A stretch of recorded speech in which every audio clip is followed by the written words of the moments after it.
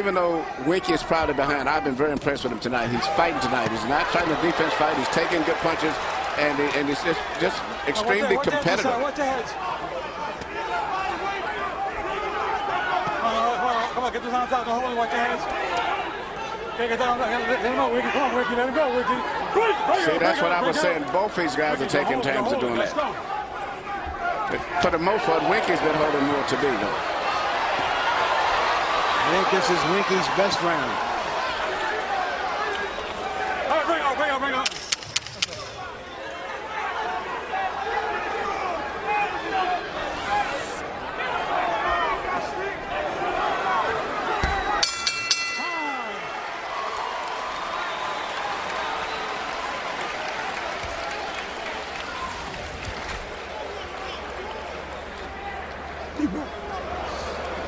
I told you I don't want you banging with him.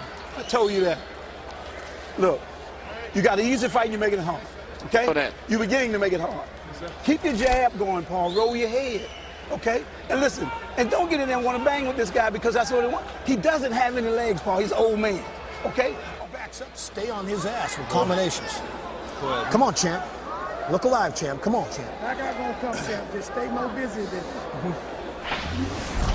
Here you see what I've been watching early in the fight. Here you see Winky holding on, and you see Paul doing everything to try to still get a punch in. And often when that happened earlier, the referee started warning Williams, and because he couldn't see what Winky was doing, being that Winky's such an experienced fighter. Have you ever seen a fighter throw an uppercut under his own arm?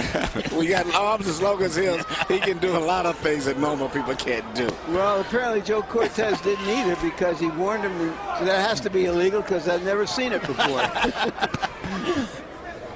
One violation commits another violation.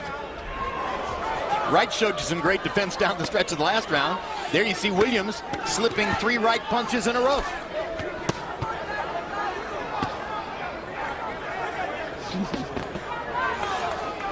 Williams threw 81 punches in the 5th round. That was his low punch output for the fight. He still doubled Wright's output. Big left hand and a big right by Williams. Winky Wright trying to hunt Williams' body. Caught him there with a right hook. Williams walked right into it.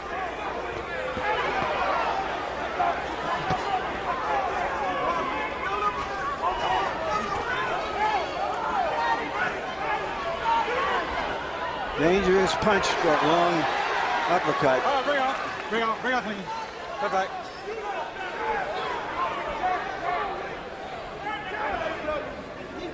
Just ask James Buster Douglas, who threw an uppercut from about 3 feet away against Evander Holyfield and got planted on the canvas for his trouble.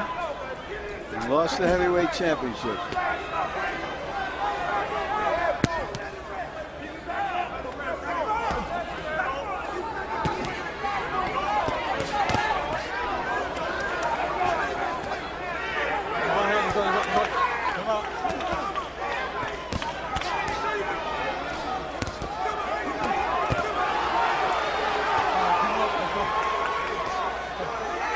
Bring up, come on.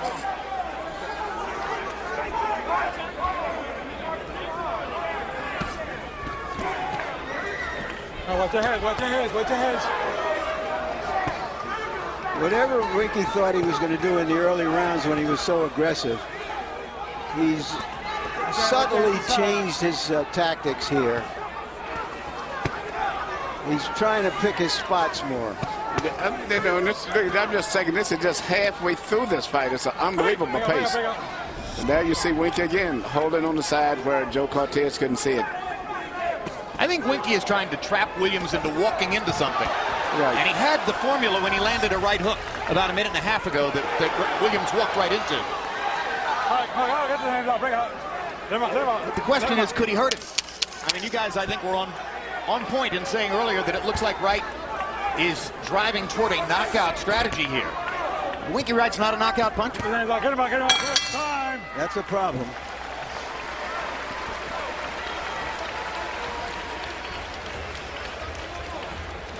Deep breath. Paul. I want him to be using those legs more. Okay? You still commence to want to bang with him. I don't want you doing that. The only way he can touch you, the only way he can do anything with you, because he doesn't have any legs, is for you to stand there and not move. You understand? You got to continue to move, and you got to continue that jab. You boxing beautiful. Taking over. Use your feint now, Winky. Use your feint when you got him backing up. Use that feint. Another ring. Come on, you hear your kids. Punch, punch, get down. In the world, that's all you need. But I don't want him touching your ball. I don't want him touching that body. You got to get that jab with a snap.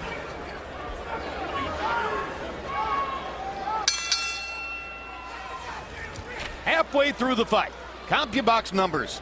Forget about landed punches. We all know the difficulty of establishing exactly when did a punch land and how much damage did it do. Just talk about thrown punches. Winky Wright has thrown 257 punches halfway through the fight. A decent output for a middleweight. Paul Williams has thrown 562, more than twice as many punches as Wright has gotten off.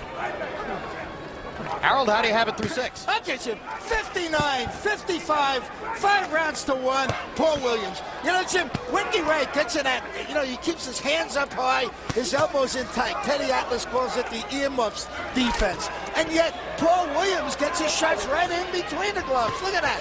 He gets that jab in. No matter what Winky Wright does, Williams scores with that jab constantly. I mean, an amazing right hand for Southpaw, getting in good clean shots, punching like crazy. You can't take it away from him. 5-1, Williams.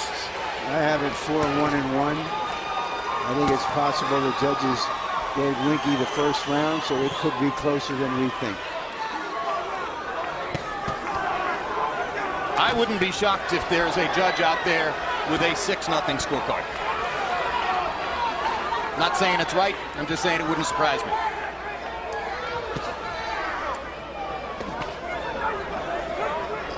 But regardless of what, the volume of punches has got to be going to Paul Williams. He's doing that. Well, and actually the cleaner punches, actually, even though he may miss a lot, he still, as Harold said, he finds a way to get up through the middle in between the gloves with enough occasional punches in addition with the volume what to win. Experience tells us is that in close rounds, the busier fighter is usually going to get the benefit of the doubt.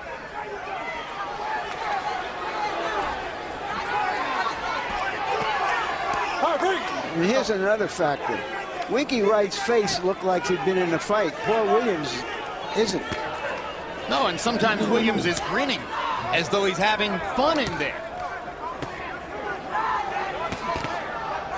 6'2" Energizer Bunny of the middleweight division, or maybe the junior middleweight division, or maybe still the welterweight division. He's talking about seeking a fight with Shane Mosley if he can win tonight.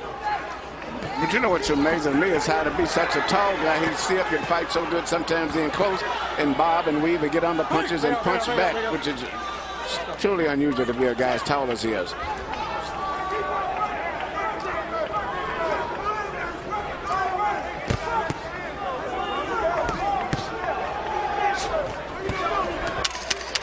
Williams leaping through to bust Wright with a right hook.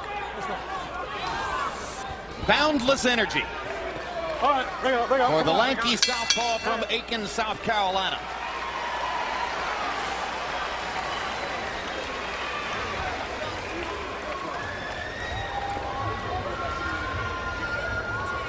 Right there, that's Jenny Lee Burns. Jenny Lee, as you can tell, is informing the audience that round 8 is coming up. All eyes are on the round card and not on that bauble in her belly button. That bauble. That belly button. This is one thing they can't do with a mobile telephone. Go to the body. What, tell you what round is coming up? Okay. Right. Okay. In a colorful, sexy way.